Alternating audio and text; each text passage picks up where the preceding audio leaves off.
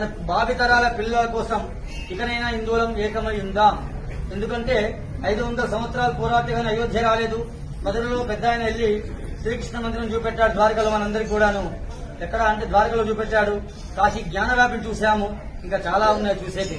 మన సాంప్రదాయాలు సనాతన ధర్మాన్ని కాపాడే వాళ్ళకి మీ అమూల్యమైన సమయం వెచ్చించండి. వచ్చేవి ఎలక్షన్లు, ఓటు కోసమే బ్యాంకింగ్ చేస్తున్నారు. మన పిల్లలకి ఏం కావాలి? విద్య కావాలి. ఉచిత పథకాలు మనకొద్దు, బస్సులు ఎక్కలేము. ఇది గుర్తుపెట్టుకోండి. ఏది ఉచితం ఇస్తుందో వెంకట మనకి ఇంకోటి వస్తుంది. మన ధర్మం కాపాడే వాళ్ళకే మనం అండగా నిలబడదాం. సనాతన ధర్మాన్ని ఎవరు కాపాడితే వారికే అండగా ఉందా. గత 14 ఏళ్ల క్రితం చూడండి భారతదేశం, ఇప్పుడు చూడండి. సత్యం మాట్లాడుతున్నా. ఒకప్పుడు భారతదేశం చూస్తే, శ్రీలంకను చూస్తే కానీ మనం కులాల్లో విడిపోయాం. ఇక్కడికి ఇంతమంది వచ్చారు, అభిషేకం చేశాను. ఎవరిని కులం అడిగానా? నేను గోత్రం మాత్రమే అడిగాను. కులం ఎక్కడ పుట్టిందో మీరే చూసుకోండి. మనకు కావాల్సిన రిజర్వేషన్ లేని చదువు కావాలి. మనం అఖండ భారతం నిర్మించుకుంటాం. ప్రపంచ స్థాయిలోనే భారతదేశానికి కర్మభూమిగా, వేద భూమిగా గుర్తింపు ఉన్నది. దీన్ని మనందరం కాపాడుకుందాం. పాశ్చాత్యక పోయి ఉన్న సంస్కృతిని ఎవరు నాశనం చేయకండి. మన సాంప్రదాయం చాలా గొప్పది, తెలుసుకోండి.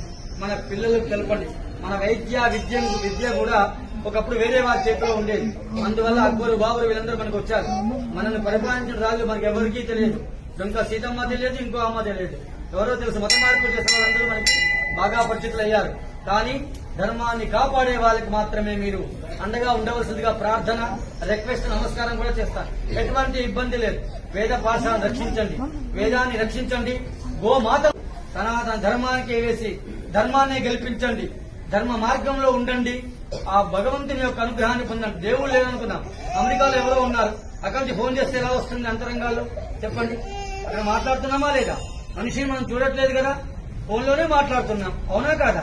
అక్కడ మనిషి అలా ఉంటే మనం సంతోషపడుతున్నాం. భగవంతునికి చేసే అర్చన కూడా అలానే ఉంటుంది. స్వామి సత్ఫలితాన్ని ఇస్తాడు. ఎక్కడ లేదు చెప్పండి.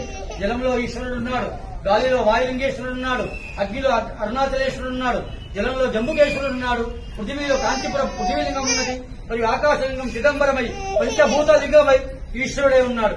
మొత్తం వ్యాపించున్నవాడే ఈశ్వరుడు. అతన్ని సనాతన ధర్మాన్ని మనం కాపాడాలి. మనకు శక్తి ఇచ్చినాడు. కావున అందరం ఏకమై ఉందాం. గుడికి వచ్చేటప్పుడు సాంప్రదాయ దుస్తులు వద్దాం. ధర్మాన్ని కాపాడదాం. మన